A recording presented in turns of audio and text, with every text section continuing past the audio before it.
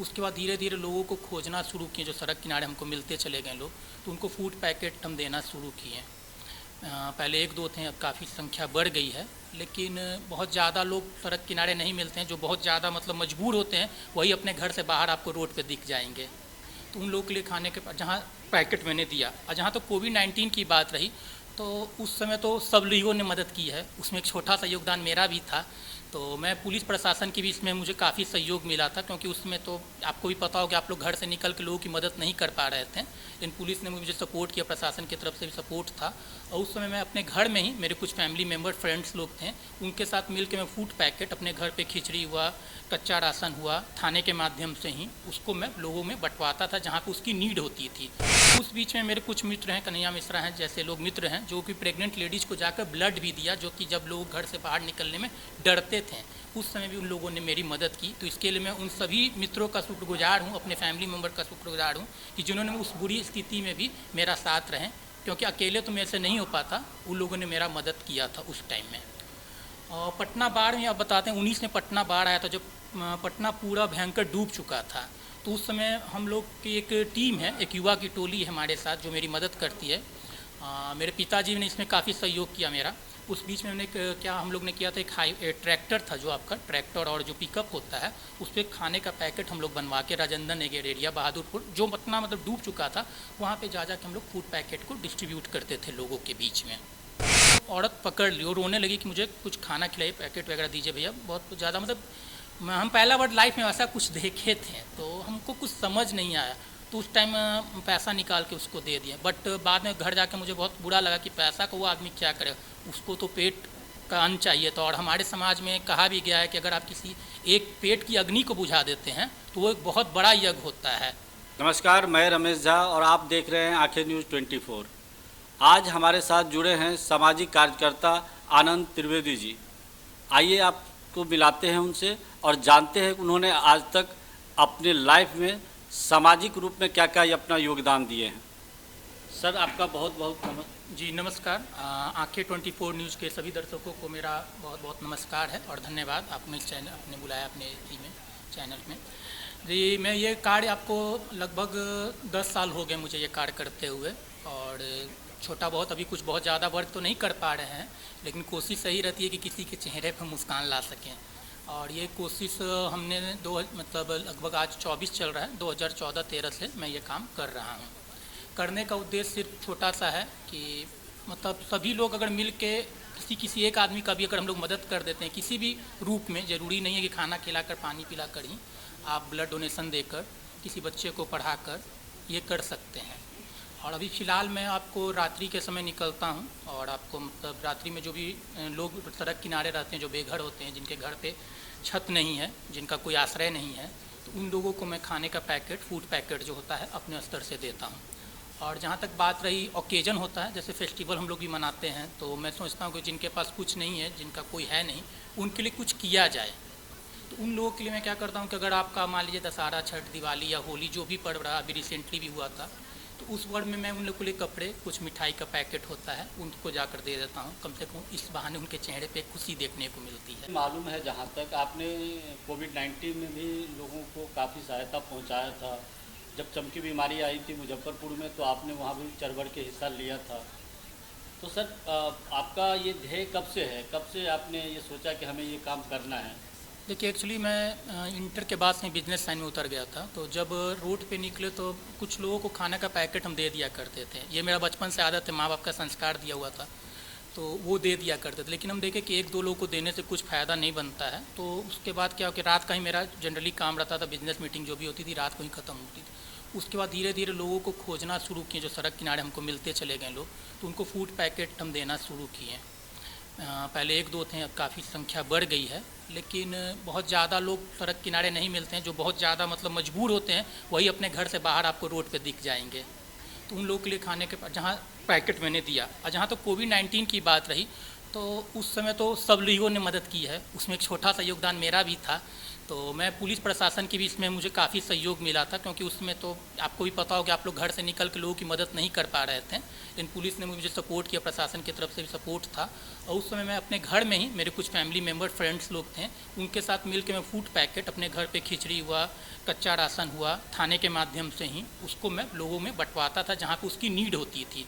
उस बीच में मेरे कुछ मित्र हैं, कन्हैया मिश्रा हैं जैसे लोग मित्र हैं, जो कि प्रेग्नेंट लेडीज़ को जाकर ब्लड भी दिया, जो कि जब लोग घर से बाहर निकलने में डरते थे, उस समय भी उन लोगों ने मेरी मदद की। तो इसके लिए मैं उन सभी मित्रों का शुक्रगुजार हूँ, अपने फैमिली मेम्बर का शुक्रगुजार हूँ कि जिन्होंने उस बुरी स्थिति में भी मेरा साथ रहें, क्योंकि अकेले तो मेरे से नहीं हो पाता, उन लोगों ने मेरा मदद किया था उस टाइम में। और पटना बाढ़ में आप बताते हैं 19 में पटना बाढ़ आया था, जब पटना पूरा भयंकर डूब चुका था, तो उस समय हम लोग की एक टीम है, एक युवा की टोली है हमारे साथ जो मेरी मदद करती है। मेरे पिताजी ने इसमें काफ़ी सहयोग किया मेरा। उस बीच में हमने क्या हम लोग ने किया था, एक ट्रैक्टर था, जो आपका ट्रैक्टर और जो पिकअप होता है उस पर खाने का पैकेट हम लोग बनवा के राजेंद्र नगर एरिया बहादुरपुर, जो पटना मतलब डूब चुका था, वहाँ पे जा के हम लोग फूड पैकेट को डिस्ट्रीब्यूट करते थे लोगों के बीच में। सर ऐसी कोई घटना जो आपको काफ़ी? जी, एक ऐसी घटना है, ये आपको आप मौर्या होटल जो है उस किनारे एक क्या बोले मेंटली डिस्टर्ब एक लेडीज़ थी। जब हम वहाँ बॉलीवुड रेस्टोरेंट है, कभी भी है आपको मौर्या, तो उसमें से जब हम निकले तो वो औरत पकड़ ली और रोने लगी कि मुझे कुछ खाना खिलाइए, पैकेट वगैरह दीजिए भैया। बहुत ज़्यादा मतलब हम पहला बार लाइफ में ऐसा कुछ देखे थे, तो हमको कुछ समझ नहीं आया, तो उस टाइम पैसा निकाल के उसको दे दिया। बट बाद में घर जाके मुझे बहुत बुरा लगा कि पैसा को वो आदमी क्या करे, उसको तो पेट का अन्न चाहिए था। और हमारे समाज में कहा भी गया है कि अगर आप किसी एक पेट की अग्नि को बुझा देते हैं तो वो एक बहुत बड़ा यज्ञ होता है, अगर आप एक भूखे को खिला देते हैं तो एक बहुत बड़ा यज्ञ होता है। तो उसके बाद फिर मैं दोबारा उस जगह पर गया, नेक्स्ट डे मैं दोबारा गया, तो मैं देखा कि वो लेडीज़ वहीं पर बैठी हुई है, तो उसको मैंने जाके खाने का पैकेट दिया, और वो जो खाई और उसके आँख में जो मतलब मुझे एक संतुष्टि, एक सेटिस्फैक्शन दिख रहा था, तो उसके बाद में लगा ना कि नहीं, ये बहुत अच्छा काम है, इससे ज़्यादा सेटिस्फैक्शन किसी काम में नहीं है। और वह एक बात आपको मैं बताना चाहता हूँ कि कोई भी कुछ अपने किसी के लिए नहीं करता, हम हो आप या कोई भी किसी की मदद नहीं करता, भगवान करवाते हैं और हम लोग करते हैं, और हम लोग अपना अच्छा कर्म कर रहे हैं। बस यही नहीं है कि उससे हमको कुछ होने जा रहा है, वो भगवान सिर्फ हम लोग से करवा रहे हैं, हम लोग एक माध्यम मात्र हैं बस। आपको देखे होंगे कि इस रोड के किनारे जो है तो अच्छे परिवार, अच्छे घरों के लोग भी फुटपाथ पर भीख मांगते नजर आते हैं, तो क्या माने उन लोगों का क्या ऐसी व्यवस्था करनी चाहिए, क्या ऐसा डिमांड आपके तरफ से या कौन ऐसी व्यवस्था होना चाहिए जो प्रशासनिक तौर पर और सरकारी तौर पर उनको मिलना चाहिए? देखिए, सरकार से मेरा एक विनम्र निवेदन हाथ जोड़ के कि जो रोड किनारे, सड़क किनारे जो मेंटली डिस्टर्ब लोग जो रहते हैं उनके लिए एक आश्रम बना हुआ है। ऐसा नहीं, सरकार के द्वारा भी बहुत सा काम हो रहा है, और हर चीज़ के लिए सरकार को दोषी नहीं ठहरा सकते हैं, कुछ जिम्मेवारी हमारी आपकी सभी की बनती है। तो आप अगर मीडिया के लाइन से उस चीज़ को अगर आप दिखाते हैं, उस चीज़ को फोकस करते हैं, सरकार कहीं ना कहीं जाकर उस पर काम करेगी ही करेगी।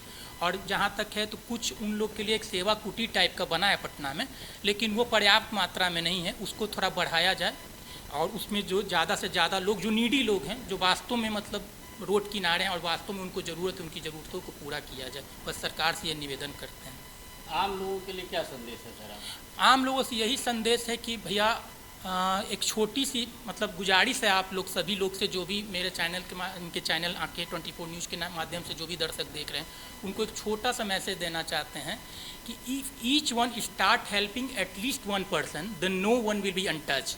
तो अगर हर लोग अपने स्तर से किसी एक का भी मदद कर दें, किसी भी माध्यम से मदद, किसी बेटी की शादी में हो गई, जो नहीं कर सकते हैं उनके शादी में, अभी मेरे मित्र ने, चेतन थिरानी जी ने भी एक लड़की की शादी भी करवाई है रिसेंटली ही आपको, तो कुछ लोग कर सकते हैं अपने माध्यम से, बहुत ज़्यादा सब लोग नहीं करेंगे, कुछ भी करेंगे तो ये हो पॉसिबिलिटी है। बहुत अच्छी बात इन्होंने कही है कि अगर आप कुछ भी ना कर सके, अगर थोड़ी सी सहायता किसी गरीब को या रोड पे जो मेंटल डिस्टर्ब है उनको खाना खिला दे या प्रशासन के समीप उनको पहुंचा दे, तो हो सकता है उनकी ज़िंदगी में खुशी भी आ सकती है। जैसे कि आनंद त्रिवेदी जी कई लोगों को जैसे आपदा, कोरोना, चाहे वो चिमकी बुखार हो, उन्होंने अपना 100% योगदान दे करके बहुत सारे लोगों का जान बचाए हैं। आप भी इस मुहिम में शामिल होइए, यही मेरा आपसे प्रार्थना है। और आंखें न्यूज़ 24 देखते रहिए। धन्यवाद, नमस्कार। आंखें जो आपका चैनल है उसके लिए और उसके दर्शकों के लिए 2 लाइन की हम शुभकामनाएं अपने ढंग से देते हैं। आप सब में मिठास घुल जाए बांसुरी और बीन की तरह, और लोग आपको भी प्यार करने लगे वैक्सीन की तरह। हंसते रहें, मुस्कुराते रहें और देखते रहें आंखें न्यूज 24। अगर आपने अभी तक हमारे चैनल को सब्सक्राइब नहीं किया है तो हमारे चैनल को जल्द से जल्द सब्सक्राइब करें, लाइक करें, शेयर करें। अगर आप भी अपने दुकान, प्रतिष्ठान, school, college, coaching centre, restaurant, cafe का विज्ञापन देना चाहते हैं, वो भी किफायती दर पर, तो आंखें न्यूज 24 लेकर आया है आपके लिए एक सुनहरा मौका। आंखें न्यूज 24 न्यूज पोर्टल की दुनिया में बिहार का सबसे उभरता हुआ चैनल, जहां बिहार झारखंड से जुड़े तमाम बड़ी खबरें देखने को मिलती है। तो देर किस बात की, आज भी जुड़े आंखें न्यूज 24 के साथ। संपर्क करें हमारे व्हाट्सएप नंबर 8935876430 पर। क्या आप पत्रकारिता के क्षेत्र में अपना कैरियर बनाना चाहते हैं? तो आज ही royal Ashoka institute of mass communication and journalism में अपनी जगह सुनिश्चित करें। आर्यभट्ट ज्ञान विश्वविद्यालय पटना से मान्यता प्राप्त 100% प्लेसमेंट के साथ royal Ashoka institute of mass communication and journalism नामांकन जारी है। हमारा पता है DS/16 गायत्री मंदिर के समीप, कंकड़ बाग, पटना 8,20,000। आप हमें संपर्क भी कर सकते हैं। हमारा मोबाइल नंबर है 9955456126।